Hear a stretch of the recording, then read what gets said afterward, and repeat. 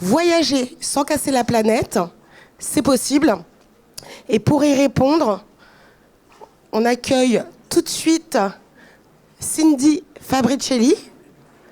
Ils arrivent petit à petit.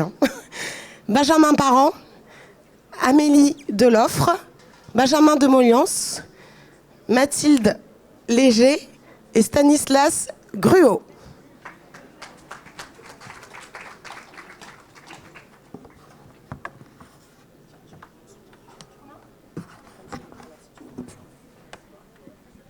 Ils arrivent.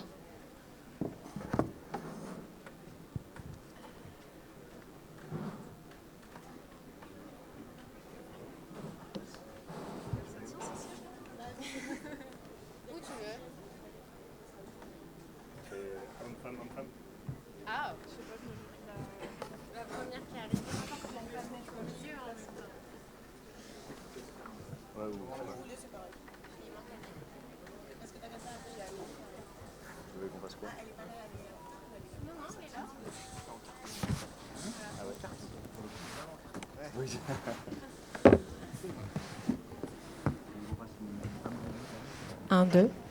Bonjour et bienvenue à Voyager sans casser la planète, est-ce que c'est possible ? Deuxième conférence de la journée organisée par Live for Good.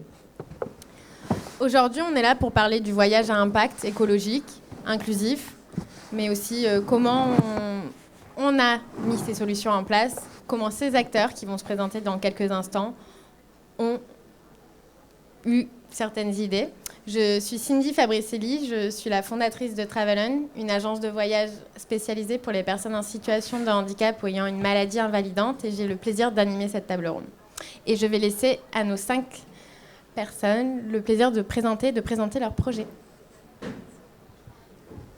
Bonjour à tous, donc moi c'est Mathilde Léger, la cofondatrice de Slow Break.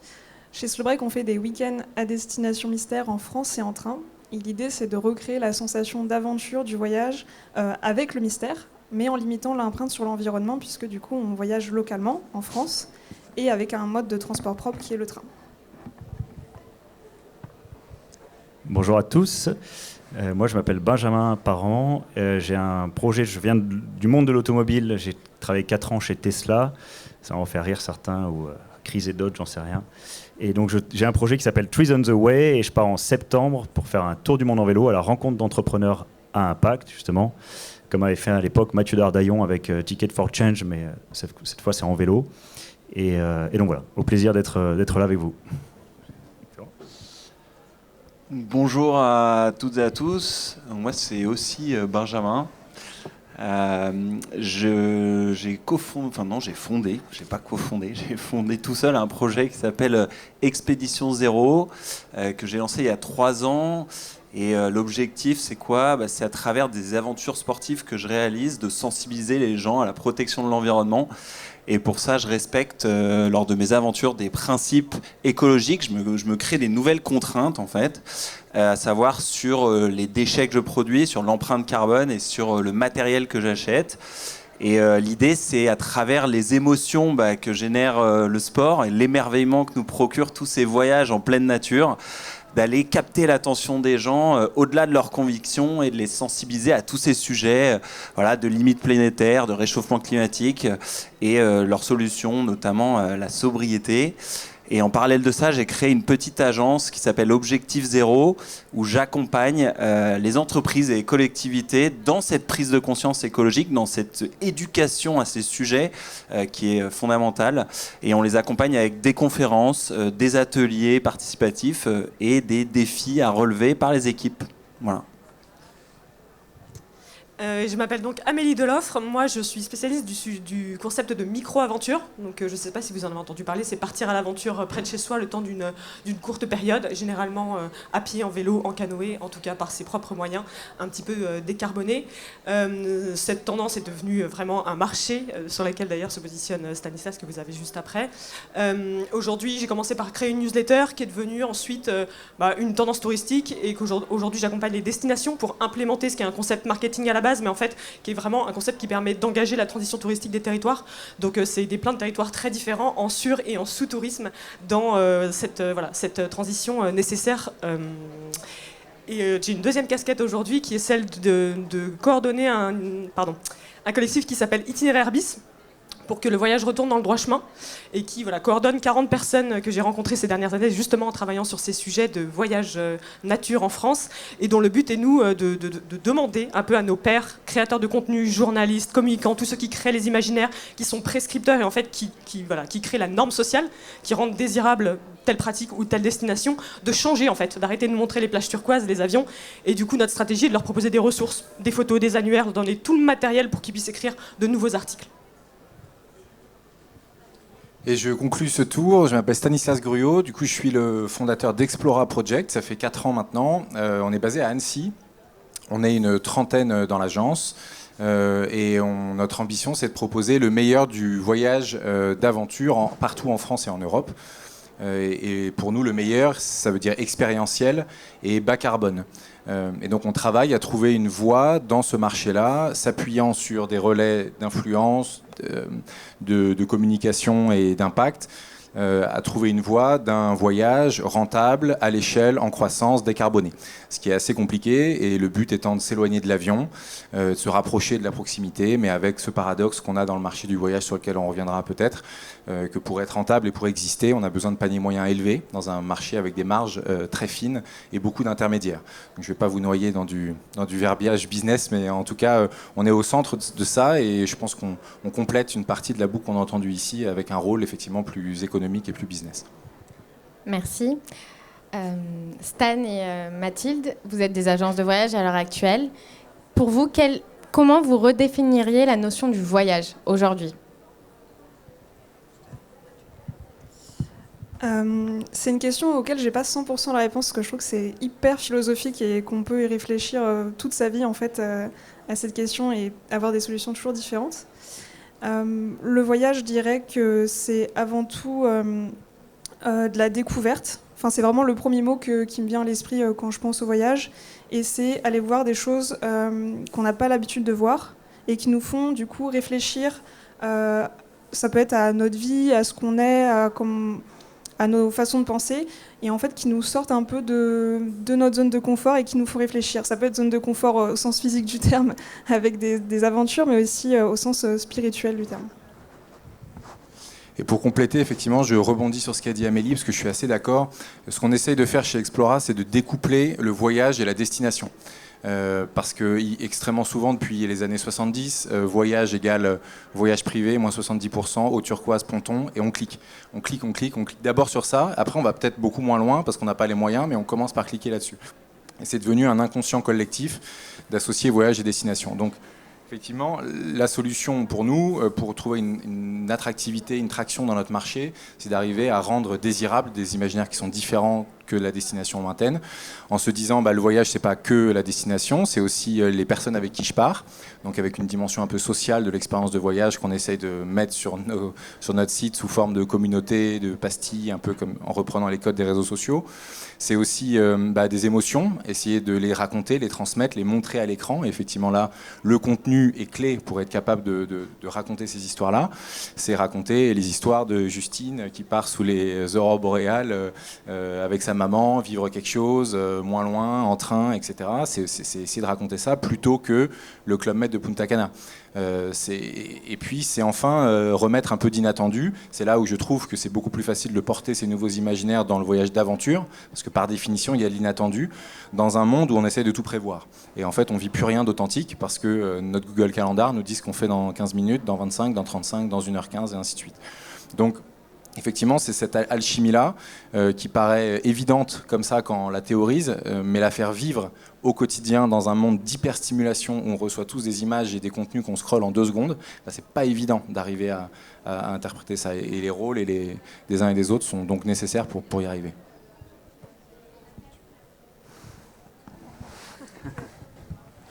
Ok, merci. Effectivement, le concept de micro-aventure, au final, vous correspond assez bien. Du coup, Amélie, comment vous êtes arrivée à ce besoin, à ce projet comment expliquer ça ? Comment vous avez eu vos motivations à créer ces projets à impact ? Alors moi, c'est vraiment que de l'envie et l'envie de partager. Je tiens à souligner qu'en fait, entrepreneur, ça veut dire plein de choses. Le verbe entreprendre, c'est juste passer à l'action, initier. On peut être entrepreneur en ayant fait des écoles de commerce et monter des boîtes et avec une dimension économique. Moi, très clairement, je suis quelqu'un de créatif qui conçoit, qui a des idées. On peut monter des assos, des projets, peu importe en fait quelle est la dimension économique et le statut derrière. Du coup, moi, je suis communicante à la base et je voulais juste témoigner et donner envie aux gens d'un mode de vie que je trouve sain, qui me rend heureuse, moi et mes amis depuis des années, que je tends à partager et qui, à chaque fois que je donne des sacoches à vélo, que je dis prends mon vélo, essaye le voyage à vélo, je vois tout le monde qui revient avec des yeux incroyablement émerveillés. J'ai amené beaucoup de gens avec moi et je me suis dit ok, il y a un truc qui coûte pas cher, qui est accessible physiquement, économiquement, qui est à portée de chez nous, qui rend heureux tout le monde et on n'y va pas. Et on est là en train de prendre nos avions pour faire un city break à Punta Cana. Je comprends pas. Voilà. Et donc j'ai vu, quand j'ai eu 30 ans, j'ai vu que ça commençait à devenir cool, ce que je faisais. Les gens commençaient à regarder mes collègues en start-up. Et je me suis dit, ok, bah écoutez, je vais faire ce que j'aime dans la vie. Moi, mon point central, c'est faire ce que j'aime dans la vie et ce en quoi je crois et ce qui m'anime. Donc écrire. Et donc j'ai écrit sur la micro-aventure, ce qui est devenu la micro-aventure. Puis ça s'est développé et du coup, effectivement, de conférences en opportunités, j'ai effectivement monté une sorte de business. Et j'ai mis du temps à trouver un business plan à ma vie. Mais le point de départ chez moi est toujours l'envie, qu'est-ce qui m'anime, qu'est-ce que j'ai envie de dire. Ok, merci. Et vous, Benjamin Benjamin de Molienne, non, pas vous. Sur quelle Qu'est-ce qui a été vos motivations à créer notamment vos projets Objectif Zéro, Ah oui. Expédition Zéro. Tu peux me tutoyer. Hein. Oui, c'est vrai. Ouais, alors donc moi je l'ai lancé en mai 2020 ce projet. Donc si vous vous souvenez, mai 2020 c'était la fin du premier confinement. En fait, j'ai toujours été fan de voyage. Mes parents m'ont transmis ce virus-là.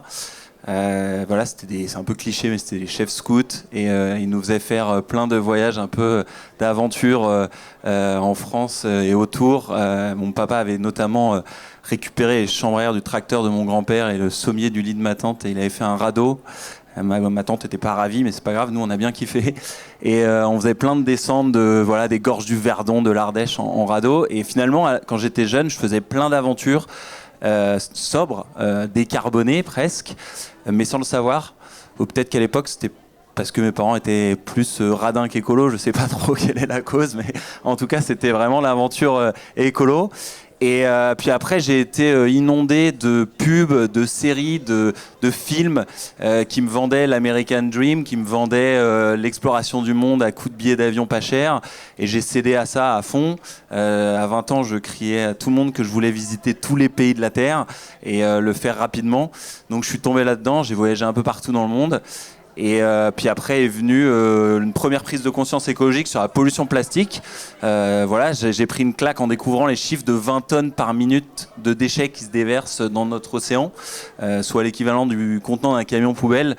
Donc ça m'a un peu mis une première claque, c'était en 2017. Donc je me suis dit, oula, il faut peut-être que je réoriente mes ambitions professionnelles et ma vie sur cette protection de l'océan qui me rend tellement heureux, parce que moi j'ai grandi en Bretagne au bord de la mer et c'est ça qui me drive dans la vie. Et après est venu le confinement, ce fameux moment où on a un peu tous pris une claque sur nos modes de vie, on a changé de paradigme, 8 milliards d'humains qui ont changé d'un coup de paradigme. Et là je me suis dit, il y a peut-être quelque chose à faire, voyager oui, toujours, je veux le faire, surtout depuis 2 mois en étant confiné. Il va falloir le faire de manière plus respectueuse de l'environnement. Et c'est comme ça que j'ai pris mon vélo et je suis allé rejoindre ma copine à 600 km de là. Et je me suis dit, là j'ai trop kiffé, quoi. J'étais en bivouac en Bretagne-Normandie, alors que j'ai grandi en Bretagne, je connaissais pas du tout l'intérieur de cette région. J'ai méga kiffé, j'ai grave flippé parce qu'il y a eu des sangliers. Enfin bref, un soir quand j'étais dans mon hamac, bref, j'ai eu toutes les émotions de l'aventure, mais à 100 km de chez moi. Et j'ai vu que ça faisait trop kiffer mes potes et ma famille. Et je me suis dit, mais attends, il y a un truc à faire de ouf. Là, on peut donner envie aux gens de voyager près de chez soi, différemment, sans tout déglinguer. Vas-y, je vais me positionner là-dessus, je vais raconter des histoires. Et c'est comme ça que c'est né, quoi. Voilà. Ok, merci. On parle d'aventure à vélo. Benjamin, de Trees on the Way. Est-ce que tu peux nous expliquer un peu plus ton projet futur ? Est-ce que ça marche. Moi, pour expliquer mon projet, comme mon camarade Benjamin, je suis obligé d'expliquer pourquoi j'en suis venu à ce projet. Moi, depuis que je suis gamin, je suis passionné d'automobile et ça s'est transformé en passion de mobilité. Ensuite, je suis passionné d'entrepreneuriat de par la famille et puis de par les mentors, on va dire, par les rôles modèles qu'on a tous aujourd'hui. Et ensuite, je suis passionné de voyage, de sport, d'aventure. Je suis prof de tennis aussi à côté. S'il y en a certains qui pratiquent le tennis, n'hésitez pas. Mon numéro figure, non, je plaisante. Mais disons, voilà, j'ai toujours été baigné dans cet univers-là, donc mobilité, sport, voyage et aventure, et entrepreneuriat. Et en fait, donc en travaillant chez Tesla, moi j'ai une bascule, on parle souvent du mot bascule, hein, qui est en 2006, donc j'avais 18 ans, et en fait j'ai vu un film en avant-première qui s'appelait Une vérité qui dérange, d'Al Gore, un documentaire. Et là, j'ai eu une prise de conscience. Ensuite, je suis parti en Australie. Là, j'ai repris une claque sur le plan nature. Parce que là, j'ai fait 8 mois en trip, en fait, en road trip. Donc là, c'était impressionnant. Enfin, je me réveillais des fois en face de baleines. Enfin, j'ai fait des trucs incroyables en Australie, mais vraiment perdu en Australie. Et en rentrant, je me suis dit comment je peux combiner cette passion, en fait, de l'automobile et de la mobilité et protéger l'environnement. Tesla, à l'époque, en 2015, n'était pas aussi connu qu'aujourd'hui. J'avais l'impression d'avoir vraiment un impact en conscientisant, en changeant une industrie, en fait. Et c'est quand j'ai été responsable, en fait, du développement commercial au Moyen-Orient et j'expliquais le film Demain de Cyril Dion à des Émiratis qui comprenaient que dalle à l'écologie. Je me suis dit, bon, ok, et ça veut dire quoi, développement durable? Et c'est là où j'ai eu une espèce de recherche un peu scientifique. Je me suis mis sur Thinkerview, ceux qui connaissent, où j'ai fait tous les documentaires possibles et inimaginables. J'ai restructuré une start-up et qui était avec des systèmes volumiques. Il fallait vendre le maximum de produits pour faire du chiffre d'affaires et faire notre levée de fonds à 2,5 millions, etc., etc. Et là, je me suis dit, OK, j'ai envie de combiner ce rêve de voyage en vélo et ce projet de recherche pour en fait comprendre comment aujourd'hui on peut entreprendre en alliant viabilité financière et impact positif pour l'humain et la planète, en fait. Et donc, c'est devenu deux rêves en fait, qui se sont combinés. Et j'ai créé une asso qui s'appelle Trees on the Way, parce qu'il y aura des arbres qui seront plantés au retour. Donc c'est un voyage un petit peu régénératif, j'ai envie de dire, à la rencontre, parce qu'on n'est pas neutre en carbone, on est carrément négatif, à la rencontre d'entrepreneurs qui se veut régénératif, c'est-à-dire qu'avec une visée qui n'est pas simplement la neutralité carbone, mais qui est une visée de régénération d'un écosystème. Il y en a très très peu aujourd'hui, il n'y a même aucune boîte qui sont capables de dire qu'elles sont régénératives.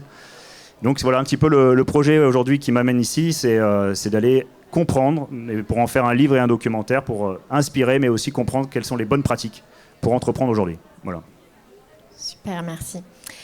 Du coup, pour répondre à cette thématique, on s'interroge de quelles sont vos actions personnelles, mais aussi professionnelles, pour ne pas casser la planète. Donc, on va commencer par toi, Stan. Le premier élément qu'on a posé, c'est également pendant la période de confinement, c'est de devenir la première agence de voyage française à mission, donc de mettre dans nos statuts la raison d'être, de devenir l'acteur engagé du tourisme d'aventure, désolé c'est un peu long, qui offre au plus grand nombre une expérience de voyage à impact positif pour l'homme et l'environnement. Donc on s'est dit c'est quoi avoir un impact positif? Carbone, déchets, transformation des mentalités. Donc on a commencé par faire un bilan carbone de tous nos voyages, de nos participants, depuis chez eux jusqu'à leur retour chez eux. On a créé une échelle de virtuosité carbone en kilos carbone par jour et par participant de l'ensemble de nos voyages. On les a affichés sur les pages des voyages, on les a comparés aux accords de Paris. On a dit donc ça on peut faire, ça on peut moins faire, ça on peut faire tous les 4 ans, ça on peut faire tous les 8 ans, ça on peut plus faire, etc. Une fois qu'on a mis des voyages, on s'est dit ça on peut les faire tous les 8 ans, on s'est dit ça n'a pas de sens, on peut pas faire du marketing, vendre des expériences, mais ne dire qu'on peut le faire tous les 8 ans. Donc on a coupé tous les vols long courrier et on a l'ambition là, je pense que c'est une histoire de mois, peut-être 2 semaines, j'espère en 2023, de couper toutes les destinations uniquement accessibles en avion. Et donc notre engagement, pour terminer, majeur, c'est d'essayer d'avoir un business profitable, en croissance, qui a de l'impact, parce que je pense qu'avoir de l'impact, c'est pas juste prendre le micro et prêcher la bonne parole. Pour moi, d'un point de vue business, c'est aussi essayer de faire voyager le maximum de personnes dans la bonne pratique aujourd'hui, c'est-à-dire le plus décarboné possible. Et donc on essaye de trouver effectivement ce point de rentabilité dans le secteur en ayant des paniers moyens qui sont beaucoup plus faibles que la concurrence, puisqu'on va beaucoup moins loin, mais en se passant des intermédiaires et en utilisant la technologie pour automatiser un certain nombre de tâches, réaugmenter les marges et rendre ce système possible. C'est ce sur quoi on est du coup aujourd'hui. J'ai l'impression qu'on est en train d'y arriver, mais ça n'est que le début. Donc voilà, c'est en tout cas on the way. L'anglicisme, toujours. Ok, donc vous faites la promotion principalement des voyages en train. On est d'accord. Alors je résumerai pas ça comme ça parce on fait la promotion d'un voyage effectivement qui est expérientiel, à nouveau bas carbone. On a encore aujourd'hui quelques destinations qui sont accessibles en train, c'est 14% du catalogue. Accessible en avion, pardon, c'est 14%, et le but c'est qu'à la fin de l'année ce soit 0. Et ensuite, après, il y a un deuxième gros challenge, c'est de faire prendre le train sur les destinations qui sont accessibles en train, parce que ça c'est un autre sujet. Si on demande aux gens qui vont à Barcelone comment ils vont à Barcelone, si on demande aux gens qui vont voir les aurores boréales comment ils y vont, même ne serait-ce que même en Écosse, personne ne prend le train. Ça n'est qu'un pouillem en tout cas, c'est un pouillem beaucoup trop petit aujourd'hui. Donc après, il faut arriver à changer aussi, non pas l'imaginaire du voyage, mais la notion du transport pour se rendre à destination, en faire un voyage, refaire des choses. Je prends mon moyen de transport, je vais à destination, je vis l'expérience et je reviens, ça je crois que c'est terminé. Il faut arriver à se dire, je pars de chez moi, le voyage il commence ici, je vais faire quelque chose de cool, je vais prendre le train, je vais visiter Copenhague, d'ailleurs je ne connais pas Copenhague, je vais voir des trucs cool à impact qu'on fait dans la Copenhague, je vais reprendre un train le lendemain, etc. Il faut décomposer, parce que sinon, chaque personne devant son ordinateur ou son téléphone se dit j'ai 1h30 d'avion versus 21 heures de train, j'ai 49 € versus 420 €. Donc là, je veux dire, c'est réglé. Le choix, il est fait pour tout le monde. Donc il faut arriver à décomposer ça pour rendre ce choix acceptable. Ok, merci. Et toi, Mathilde, peux-tu nous parler un peu plus de ton concept, exactement de tous les voyages en train que vous proposez et de ton agence ? Donc nous, on a vraiment commencé par s'attaquer au transport, puisque c'est vraiment la grosse partie la plus polluante du voyage. Donc on s'est dit il faut absolument que le mode de transport qu'on va proposer dans nos séjours, il soit le moins impactant possible. Donc on aurait pu faire du voyage à vélo, etc., mais on était plus à l'aise à ce moment-là sur le train. Donc c'est pour ça que nous, on fait vraiment que des destinations qui sont accessibles en train. Une fois sur place, nos clients, ils se déplacent à pied, en transport en commun, peut-être parfois à vélo, mais vraiment sinon tout est accessible. Le deuxième point qui est aussi important pour nous, c'est évidemment l'hébergement. Donc c'est pour ça qu'on travaille le plus possible avec des établissements qui ont des labels, des écolabels. Il n'y en a encore pas beaucoup en France, donc c'est un gros challenge encore aujourd'hui d'avoir des hébergements labellisés, mais on fait le maximum. Et sinon, on essaie de travailler le plus possible avec des acteurs qui sont petits. Ça va être des hôtels familiaux, des chambres d'hôtes. C'est des acteurs qui sont pas forcément labellisés, mais qui ont des actions, qui font des choses, mais qui le mettent pas toujours encore en avant. Mais nous, en les interrogeant, on sait qu'ils font quelque chose. Et le fait que ce soit à taille humaine, c'est aussi ça qu'on a envie de mettre en avant dans nos séjours, que nos voyageurs ils fassent des rencontres, que ce soit avec la chambre d'hôte, que ce soit avec un artisan, un guide touristique ou quoi que ce soit. Et la troisième partie, c'est sur les activités. Donc nous, on propose que des activités qui ne vont pas venir abîmer la planète, casser la planète. Donc ça va être des activités qui vont venir promouvoir un patrimoine culturel, naturel. Ça va être des activités à vélo, en canoë-kayak, de la rando, des visites guidées, des musées, de la dégustation de produits locaux. Tout ce genre de choses, ça ne va pas être du quad ou des activités comme ça, ce ne serait pas logique. Donc ça, c'est nos trois parties, le transport, l'hébergement et les activités. Et pendant nos séjours, on remet un guide digital à nos clients et on leur explique toute cette démarche dans le guide, un peu l'état d'esprit slow break, pourquoi on les envoie dans cette destination, parce qu'il y a aussi une grosse partie de l'impact du tourisme qui est le tourisme de masse. Il y a 80% de l'activité touristique qui est répartie sur 20% du territoire français. Et nous, on essaye de contrer ça en envoyant les gens dans des destinations qu'ils n'auraient pas forcément choisies par eux-mêmes. Donc on ne va pas trop faire la Côte d'Azur ou des villes qui sont très prisées l'été, mais plus l'idée de répartir les flux touristiques, à la fois pour promouvoir des territoires qui ne le sont pas encore trop, mais qui ont vraiment des belles choses à montrer, des belles découvertes à faire. Et il y a toute cette dimension de surprise qui va montrer en fait, à nos voyageurs qu'ils peuvent être surpris sans vraiment partir loin. Et ça peut leur donner envie d'explorer encore davantage le voyage local et le voyage en train, pas très loin de chez eux. Voilà. Vous faites en France uniquement ? Ok, elle a dit oui. Amélie, votre rôle aussi, c'est de faire des formations, de sensibiliser. Comment vous y prenez pour éduquer au final à toute cette aventure, à ces micro-aventures ? Il y a plusieurs publics et j'ai plus ou moins de réussite ou d'échecs, je peux vous raconter, mais il y a le grand public, il y a les acteurs du tourisme, je dirais les institutionnels, les régions, les départements, etc. Et puis il y a aujourd'hui ce qu'on essaye de toucher, je disais, les journalistes, les prescripteurs en termes de voyage. Pour le grand public, j'ai fait beaucoup de formations, j'ai créé une association qui s'appelle l'École de la micro-aventure. J'en suis un peu revenue. J'ai cru que j'allais sensibiliser en une journée de formation et en emmenant les gens sur le terrain. Je me suis dit que j'allais sensibiliser les gens. Il y avait aussi une dimension d'amener d'autres personnes, d'être un peu plus inclusif, un peu plus ouvert, d'autres personnes qui n'ont pas les codes, parce qu'il faut quand même une certaine culture. Je dirais il y a un niveau culturel et économique avant de partir à l'aventure seul. Donc je voulais un petit peu gommer cette frontière et me dire bon, on va donner les moyens un peu plus aux autres. C'est beaucoup plus long que ça, je m'en suis aperçue, c'est beaucoup plus difficile parce que il faut beaucoup de temps, il faut amener les gens, il faut leur expliquer, et ça se vit en fait l'aventure, on a besoin d'être amené et de faire quoi. Donc c'est pas si facile que ça. Tout ce qui est acteurs institutionnels sont assez réceptifs sur la question de la sensibilisation. Le surtourisme, c'est quand même un sujet chez grand nombre d'entre eux, bien que je travaille aussi, et surtout avec des territoires en sous-tourisme, et j'adore parler du Nord et de l'Ariège, et trouver des façons créatives de s'amuser et de faire des choses, et y avoir des quêtes incroyables dans ces territoires sous-valorisés. Ils en sont tous conscients, donc j'ai pas tellement un rôle à jouer là-dessus. Je leur rappelle, le rôle essentiel, c'est plutôt de mobiliser les élus, que les élus qui sont plutôt âgés et qui ne voient pas forcément l'intérêt de prendre en compte des mesures environnementales, entendent les messages. Donc mon rôle est davantage d'être porte-parole ou de les mobiliser, parce qu'ils ne vont pas écouter par exemple les interlocuteurs locaux, donc je viens là un petit peu en renfort, je dirais. Et pour ce qui est de nos pairs, en fait, je pense qu'en fait, on a une bulle, on est vachement dans notre entre-soi, on est là, rando, bivouac, montagne. En fait, moi, j'ai envie d'aller parler aux journalistes qui, je sais pas, écrivent une page dans Femme Actuelle ou JQ. En fait, ils nous connaissent même pas. C'est même pas qu'ils n'ont pas envie, c'est qu'ils ne savent pas ce que c'est que le bikepacking, c'est qu'ils ne savent pas ce qu'est la micro-aventure, et qu'on est souvent en opposition en train de se dire, nous, dans notre petite bulle écolo, ouais, les gens, ils font pas comme nous, ils nous écoutent pas. Je pense qu'ils ne savent même pas. Et du coup, moi, mon rôle là-dedans, le prochain step, c'est d'aller toquer aux portes et de m'asseoir dans les rédactions des journalistes et dire, ok, vous savez ce qu'on fait, vous savez ce qu'on est qu'on peut vous aider. Ok, génial. Du coup, Benjamin de Molienne, toi, tu as eu une façon assez atypique de sensibiliser et de promouvoir les micro-aventures bas carbone. Peux-tu nous en parler un petit peu plus ?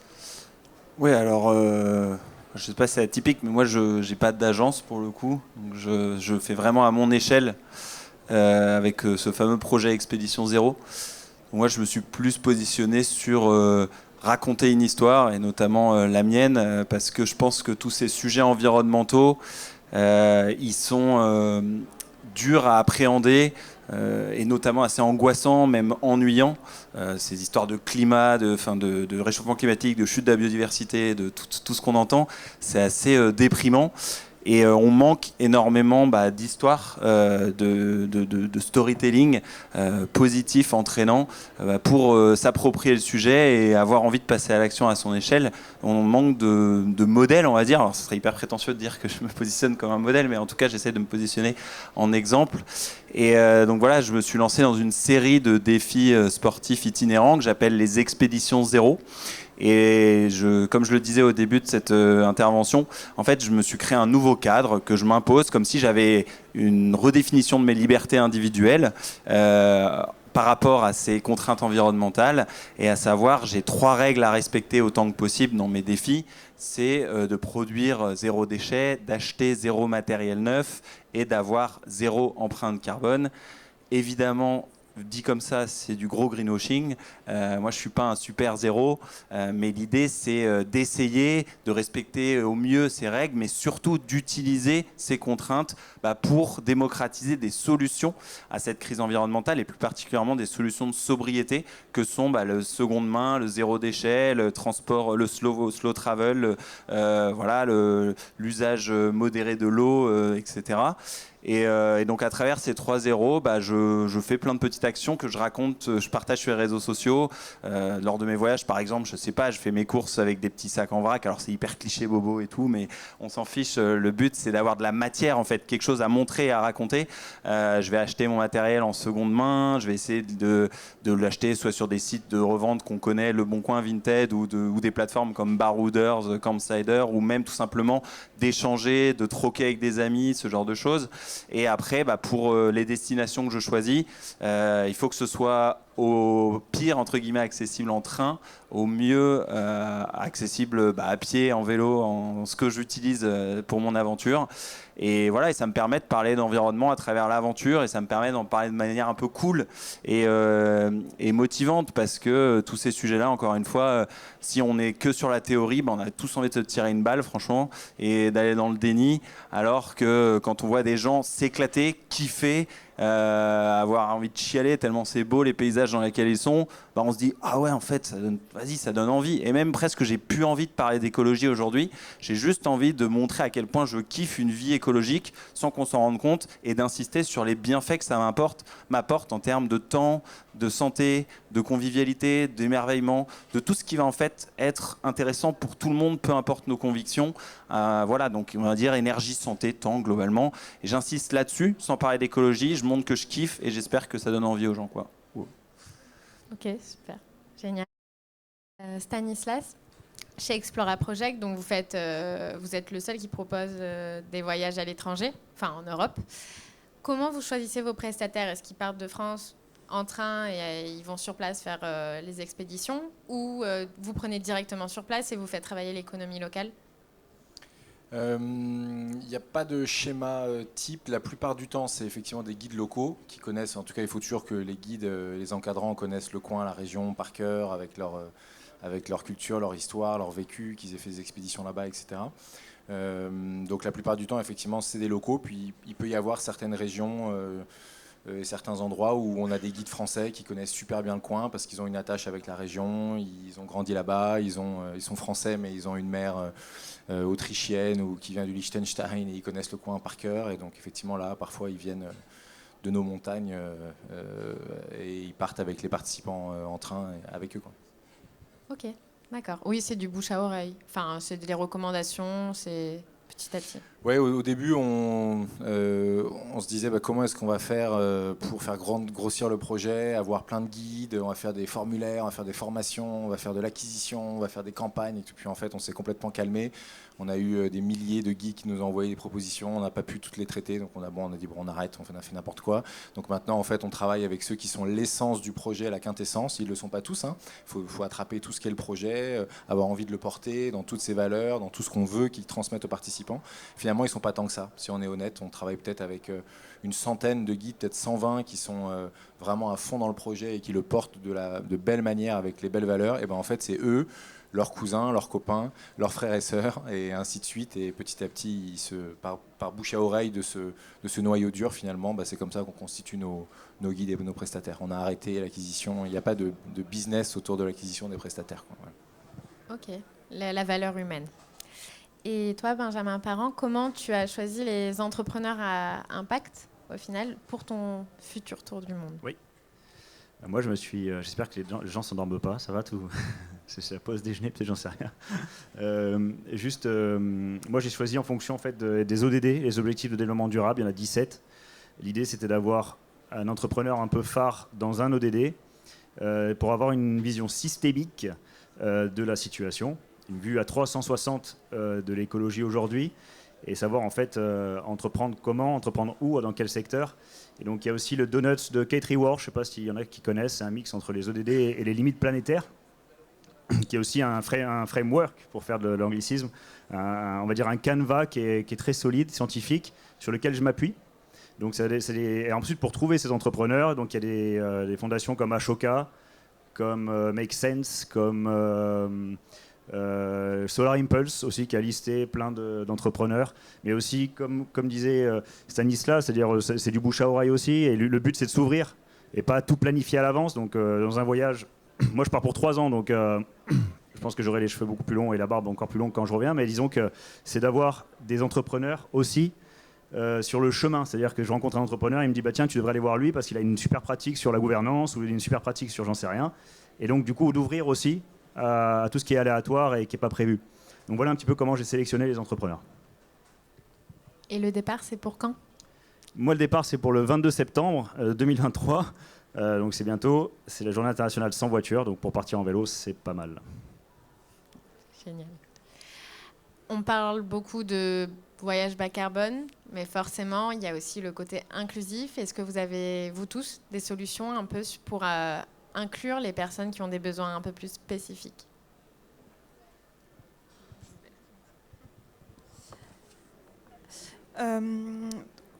Quand tu parles d'inclusion, on peut penser aux personnes en situation de handicap, mais aussi public moins sensible au voyage durable. Donc nous, on est encore très jeunes, on est une petite équipe, donc on fait quand même step by step. On ne peut pas encore accueillir des publics, tous les publics avec des handicaps différents. On fait un peu parfois au cas par cas. Donc il y a des personnes qui nous disent je marche avec difficulté mais j'ai pas de fauteuil, et dans ce cas-là on peut s'adapter, trouver un logement adapté, une destination adaptée, et on fait un peu au cas par cas parfois. Mais globalement on n'a pas encore développé de solution pour pouvoir accueillir tout le monde et être vraiment inclusif. C'est quelque chose qui est dans notre tête évidemment même depuis le début, mais ça prend du temps à se développer et on est obligé de prioriser, mais c'est un sujet qu'on a évidemment en tête.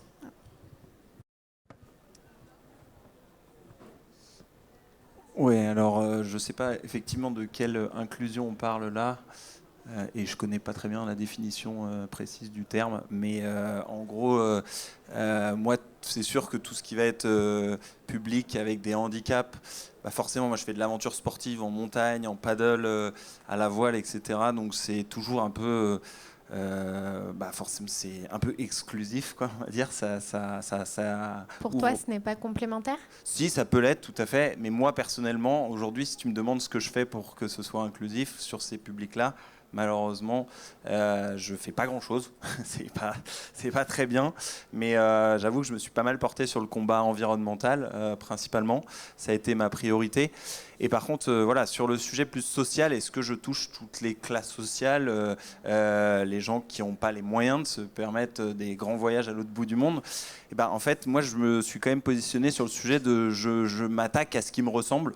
Et en fait, il s'avère quand même que je viens d'un monde assez privilégié où c'est ces gens-là, principalement, qui passent leur temps à voyager à l'autre bout du monde, qui ont le pouvoir d'achat de le faire et qui ont aussi le pouvoir de changer les choses, parce que j'ai plein de gens que je connais de mon entourage qui ont des postes à responsabilité, soit dans les administrations, soit dans les entreprises, qui ont des énormes pouvoirs d'influence sur notre société, qui ont les moyens de se payer tous les week-ends qu'ils veulent n'importe où. Comme je disais, ce week-end, j'étais à un mariage et c'était pas pour ma... Enfin, j'ai pas boycotté parce que c'est des très bons amis, mais c'est des amis qui habitent à New York et franchement, c'était tout sauf écolo. C'était pas facile pour moi. Mais en tout cas, ce que je veux dire, c'est que moi, je m'adresse à ces gens-là parce que c'est ceux-là que je pense qu'il faut changer en priorité. Il faut absolument que ces 1% les plus riches ou 10% les plus riches changent par rapport à ces conditions, ces sujets environnementaux. Et c'est eux qui changent pas trop. Donc moi, je veux leur montrer à eux, avec leur code, qu'il y a une autre manière de kiffer, d'être épanoui, de réussir dans la vie socialement, sans tout déglinguer, quoi, tout simplement. Parce que l'urgence, pour moi, c'est d'aller chercher cela. Les autres, malheureusement, les autres, ils subissent. Il y a beaucoup de gens qui subissent notre modèle aujourd'hui, et il y a une poignée de gens qui le dirigent. Et moi, j'ai accès à ces gens-là, donc c'est ceux-là que je veux toucher, voilà, à travers mes aventures, quoi. Voilà. Bon, désolé, c'est pas très inclusif. Non, mais comme je vais rebondir sur mes camarades, effectivement, je pense qu'on s'est tous un petit peu positionnés sur le volet écologique et environnemental, parce qu'effectivement, c'est de l'entre-soi, ça s'intéresse à une certaine cible qui est prioritaire pour nous. C'est pas que le volet social n'est pas du tout pas prioritaire, c'est juste qu'il est décorrélé, c'est quand même deux choses très différentes. Quand on est entrepreneur, faut déjà qu'on arrive à vivre nous-mêmes et le reste de notre entreprise, et du coup, on doit un peu choisir ses combats. Voilà, donc je répondrai sur ça. C'est pas du tout, notre secteur n'est pas du tout inclusif. On a un petit peu gagné le pari, là, un peu des femmes, mais pour le reste, pour les gens qui, effectivement avec moins de moyens, ou même les gens qui ne sont pas jeunes ou pas fit ou pas sportifs, c'est excluant. On y est. Et du coup, faire marche en arrière ou travailler exclusivement sur ça. Quand j'ai sorti le collectif Idéal Arbis, oui, je me suis fait reprendre en disant ça aurait été bien d'avoir une photothèque avec plein de profils. Ouais, mais on est 45 acteurs, il n'y en a aucun qui a ça dans ces photothèques, il n'y a personne. Donc c'est un énorme travail en fait pour nous de nous décentrer. Donc effectivement, on choisit d'aller là où c'est le plus facile, je dirais entre guillemets, parce que c'est jamais facile d'être entrepreneur, et là où on a un impact un peu plus direct. Je poursuis, je suis dans la même veine. Effectivement, je trouve qu'on est, nous, chez Explora, pas très bon là-dessus. On a aussi choisi nos combats, je pourrais reprendre ce qui a été dit, mais on n'est pas très bon. Le voyage d'aventure, c'est assez excluant pour ceux qui ne sont pas très sportifs, pour ceux qui n'ont pas les moyens, effectivement. On a essayé, on a fait partir quelques personnes en situation de handicap sur des aventures en kayak, en kayak et en rafting. Ça a été hyper compliqué, on s'est un peu fait peur, on s'est rendu compte que on pouvait le faire par touche, et donc on le fait parfois par touche, mais j'ai jamais voulu qu'on communique dessus ou qu'on fasse de l'influence autour de ça, parce qu'en fait on n'a pas le produit pour le généraliser du coup à tout le monde, toutes les personnes en situation de handicap, donc je trouve ça un peu dur de faire une aventure à quelqu'un et puis communiquer dessus, donc finalement on n'a pas pris la parole, c'est ce que je veux dire sur ce sujet-là. En coulisses, on a fait quelques événements, quelques départs, mais c'est très compliqué. Donc effectivement, les combats ont été choisis, on ne peut pas tous les traiter, pas aujourd'hui avec notre taille en tout cas. Et pardon, pour finir, j'ai toujours, quand ces discussions arrivent chez Explora, je dis, lorsqu'on aura une taille critique et qu'on sera sûr qu'on pourra avoir suffisamment de personnes pour remplir ce genre de choses, on y mettra toute l'énergie qu'il faut. Mais aujourd'hui, je suis sûr qu'en plus, on ferait ces voyages-là, on n'aurait pas assez de personnes pour vraiment en fait, avoir un modèle économique qui fonctionne. Donc je crois qu'on est trop petit pour attaquer encore ce combat, mais il faudra le faire un jour. Ouais. C'est normal, hein. Enfin, comme vous l'avez très très bien résumé, c'est chacun son combat et au final on se complétera tous à un moment donné. Nous arrivons à la fin de cette table ronde, donc est-ce que vous avez un dernier conseil pour des jeunes qui souhaitent entreprendre un projet à impact dans le monde du tourisme bas carbone? Benjamin, ouais. Moi, j'ai pas répondu sur l'inclusivité, mais je crois juste au voyage, moi, justement, hors de France, pour traiter cette question de l'inclusivité. C'est-à-dire que moi, je pense qu'il faut beaucoup de diversité, enfin, apprendre, en fait, à rencontrer les peuples, à rencontrer les cultures. Et c'est comme ça qu'on arrive à la diversité, à l'inclusivité. En tout cas, moi, c'est ce que je conçois faire. Donc, pour moi, le voyage et la mobilité aujourd'hui, parce qu'on parle de comment pas casser la planète, je pense pas qu'il faut, en fait, rester en France tout le temps. Parce que justement ça nuit à l'inclusivité, ça nuit à la diversité, et on peut très bien voyager par le train et par le vélo, qui sont des moyens qui sont bas carbone. Il y a des sites, des entreprises comme Molo d'ailleurs, je vois au premier rang, que j'aime citer parce que j'ai rencontré à Change Now, l'événement à Paris qui propose des voyages en train à travers l'Europe, c'est génial. Il y a Sailcoop aussi qui est en train de faire des bateaux pour traverser l'océan, pardon, excusez-moi. Donc il y a plein d'initiatives qui commencent à se créer, que ce soit en France ou à l'étranger. Et moi, je crois pertinemment qu'il faut aller rencontrer les peuples, aller continuer à voyager, rencontrer les cultures et amener de la diversité aussi en France, ailleurs. Et c'est cette mixité qui crée donc moi, sur ce point-là, je verrai plus le voyage. Et sur l'autre point, sur les conseils aux entrepreneurs, moi j'ai rien. Comment dire ? J'ai du mal à conseiller les choses, mais moi, je dirais que juste que je pense pas être déjà un serial entrepreneur. Je dirais qu'il faut gérer le mental, c'est-à-dire dans les moments de down. Pour moi, c'est comme un roller coaster, enfin une montagne russe, et il faut surtout ne pas sous-estimer l'aspect financier. Aujourd'hui, il y a des émissions qui montrent l'entrepreneuriat comme quelque chose de très facile. On arrive devant des investisseurs, on lève des fonds, boum, ça y est, c'est terminé. Moi, je pense qu'il faut parler de l'entrepreneuriat et les difficultés financières que ça engendre, et surtout que l'entrepreneur se met dans une situation financière parfois très compliquée en étant garant personnel, ça a été mon cas. Et là, on a des crédits sur le dos, et ça, il faut en parler aussi. Donc le conseil, je dirais, c'est d'être extrêmement humble face à l'entrepreneuriat, extrêmement lucide, être accompagné par des incubateurs, des porteurs des cellules qui sont spécialisées dans l'accompagnement, comme Life for Good aujourd'hui, sans faire de promotion, mais c'est important. Donc voilà, je dirais être très humble, très lucide, être accompagné, et savoir aussi que c'est pas fait pour tout le monde, c'est pas être inclusif ou exclusif, mais je pense qu'il y a une force mentale, une persévérance qu'on a ou qu'on peut développer, mais il y a aussi des gens qui sont pas faits pour ça. Et ça, faut pas avoir peur de le dire, je pense. Je rebondis rapide parce que c'est juste pour compléter, je passe le micro. Je suis assez d'accord, je trouve qu'on met l'entrepreneur comme le espèce de poste idéal, le gars qui fait tout, qui voit tout, qui a une vision, etc. En fait, moi, plus les années passent et plus je me dis que c'est pas du tout fait pour tout le monde, que c'est dur, que c'est pas toujours sexy, ni chouette, ni facile, ni top, et qu'en fait, alors que à un moment, j'ai essayé de déconstruire, même publiquement, le rôle du salarié. Est-ce que tu veux être un pion, etc., etc. C'était mon cheminement personnel. En fait, j'en reviens et je pense que avoir de l'impact, c'est pas du tout monter une boîte à impact, même si c'est trendy et que c'est cool. En vrai, on peut avoir de l'impact dans plein de structures, dans sa famille, auprès de ses amis, dans le département ou l'entreprise dans laquelle on est. Avoir de l'impact, c'est pas être gros ou faire des trucs énormes, c'est inspirer d'autres pour déclencher un effet papillon positif. on est petits comme des fourmis, mais on peut tous avoir un énorme effet papillon. Donc c'est plutôt ça, et essayer de déconstruire l'idéal de l'entrepreneur qui, je crois, vérole un peu tout. On réfléchit on a tous envie de monter une boîte, mais j'ai pas encore l'idée, j'attends. Non, mais déjà, dans la sphère dans laquelle tu es, il y a peut-être plein de choses à faire et qui auront un impact demain, donc commençons par ça, quoi. Merci.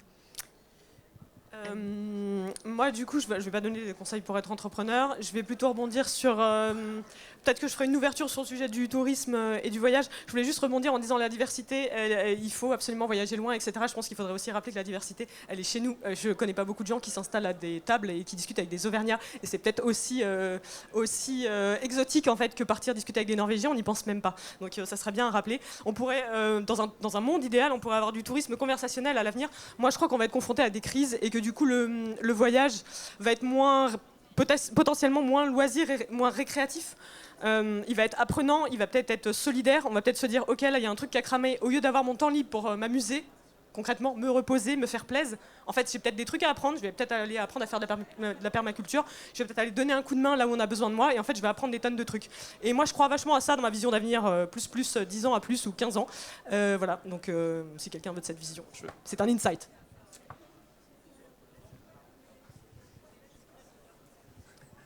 Oui, Amélie, juste très rapide. J'espère que je ne me suis pas contredit. Moi, je ne parlais pas de la diversité en France, je parlais juste que la diversité à l'étranger. Mais bien sûr qu'il faut rester aussi en France, enfin, je veux dire, c'est évident. Mais j'espère que je n'ai pas...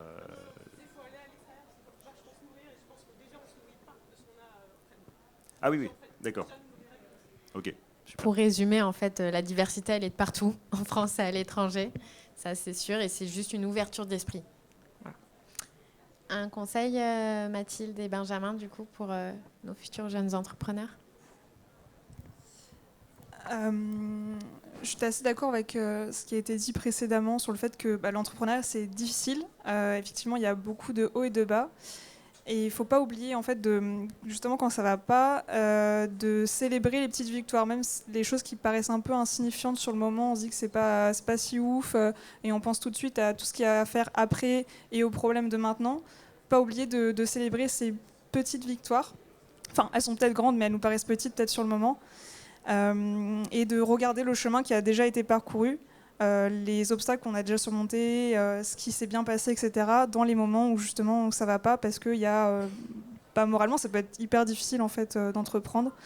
Et donc c'est un peu on va dire un fil rouge à avoir en tête qu'il faut pas oublier. Il faut se caler des temps en fait pour célébrer ce qui va bien et le chemin qu'on a déjà parcouru. Voilà. Oui, alors pareil, moi je n'ai pas des grands conseils d'entrepreneur à partager parce que je suis auto-entrepreneur, c'est du petit entrepreneuriat. Mais en fait, moi j'ai toujours été assez attiré, probablement parce que je suis influençable par ce monde de l'entrepreneuriat. Donc j'ai été dans la Silicon Valley travailler quelques temps et j'avais toujours l'obsession de créer une start-up, de lever plein de fonds, de devenir, je sais pas, Elon Musk ou je sais pas lequel. Parce que voilà, en fait, c'était un peu ça la hype du moment quand j'étais diplômé en 2012. Et donc j'ai essayé pas mal de fois de monter des boîtes et je me suis tout le temps planté. Alors je faisais des business plans, des start-up week-ends, des Canva, des trucs comme ça. Et franchement, ça allait jamais. Tous mes trucs, ça marchait pas. Et en fait, pendant le confinement, je me suis dit, je vais arrêter de faire ça. Je vais juste faire ce que je kiffe. Savoir, j'ai pris un vélo et je suis allé rejoindre ma copine à vélo, ce qui n'était pas un modèle économique de ouf. Mais en fait, j'ai fait ça. Et en fait, j'ai raconté ça sur les réseaux sociaux. Et là, on m'a dit, tu veux pas raconter ça dans une boîte? Et du coup, j'ai vendu une conférence. Et je me suis dit, tiens, j'ai un modèle économique. Et j'ai commencé à en vendre plusieurs. Et là, j'ai animé des ateliers sur l'environnement. Et donc là, on a créé notre propre atelier avec Alice qui est quelque part par là. Et on monte notre boîte. Et en fait, je me rends même pas compte que j'entreprends. Je suis juste en train de grave kiffer et faire ce que j'aime, quoi, savoir du sport et de la sensibilisation à l'environnement. Et donc voilà, je me mets à entreprendre de cette manière-là. Ça va pas, probablement, je vais pas tout péter, je vais pas devenir une licorne ou quoi, mais ça me va très bien parce que moi, ma motivation première, c'est de pas avoir de patron. Ça m'a toujours saoulé de rendre des comptes à quelqu'un. Et puis c'est d'avoir pas mal de temps libre aussi, parce que voilà, moi j'aime bien aller courir, nager, tout ça, et que c'est bien au moins largement aussi important de gagner ma vie. Et tout ça, mis l'un avec l'autre, j'entreprends. J'auto-entreprends et ça marche bien. Alors que quand je voulais faire des startups de ouf, ça marchait pas du tout. Voilà. Je sais pas si c'est des conseils, mais faites juste ce que vous kiffez. Si vous avez l'opportunité et le privilège, évidemment. Et franchement, les kiffs, on devient solaire, comme le disait quelqu'un à la table ronde d'avant, et ça donne envie. Et c'est ça qui finit par créer de la valeur. Il y aura un modèle économique qui va émerger quelque part. Voilà, il faut avoir un peu d'argent. Mais moi, franchement, j'ai vécu longtemps avec le RSA pour lancer ça. Et je m'en foutais parce que j'étais sous ma tente et ça allait, quoi. Voilà. C'est bon, c'est parfait pour conclure le mot de cette table ronde. Merci à vous vous quatre, vous cinq. On va maintenant passer aux questions. Est-ce que vous avez des questions, monsieur le public? Non.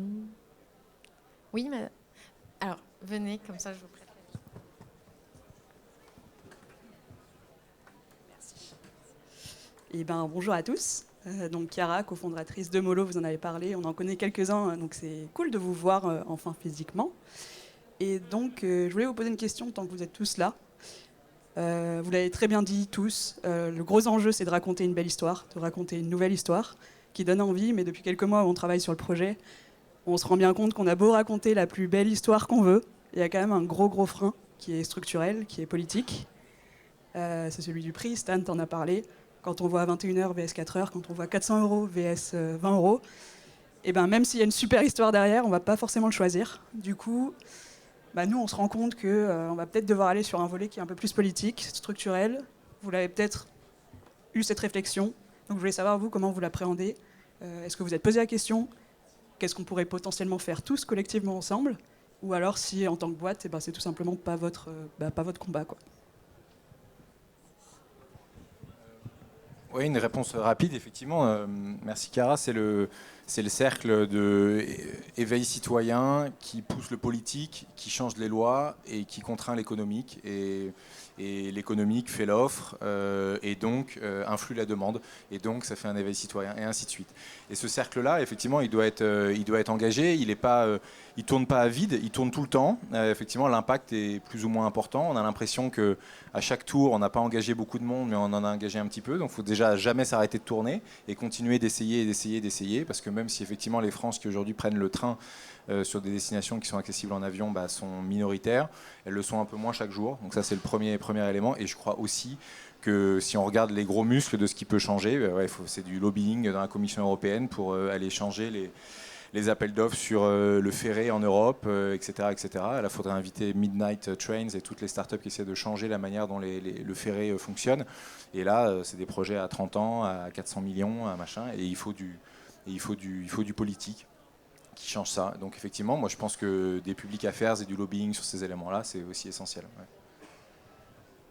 Et c'est en cours, on est tous reliés, quoi. On est un écosystème, on essaye tous d'avancer en même temps. Moi, j'ai une autre casquette dont je vous ai pas parlé, je pilote une asso qui s'appelle Parlons Climat, et notamment je veille un petit peu au long cours l'opinion publique sur les sujets écologiques, tous transverses. Ce que je peux dire sur l'avion et le voyage, c'est qu'il y a quand même une prise de conscience. C'est lent, on voit toujours que c'est beaucoup trop lent, mais en tout cas, il y a 35% de la population qui prennent fréquemment l'avion, qui culpabilisent par rapport aux enjeux environnementaux quand ils prennent l'avion. La moitié des Français disent qu'ils préféraient prendre le train. Donc en fait, c'est souhaitable pour tout le monde, une société sans train. Là, on est sur des niveaux très très hauts, on a plus de 70%. Seulement, la plupart des gens pensent que c'est irréaliste. Et puis, les billets de train sont chers. Donc il y a des freins. Je dirais que les mentalités là-dessus, elles avancent. Il va y avoir le réglementaire, il y a les imaginaires, il y a les boîtes à côté qui proposent des alternatives. Vous voyez, on essaye tous d'avancer un petit peu le front là en même temps.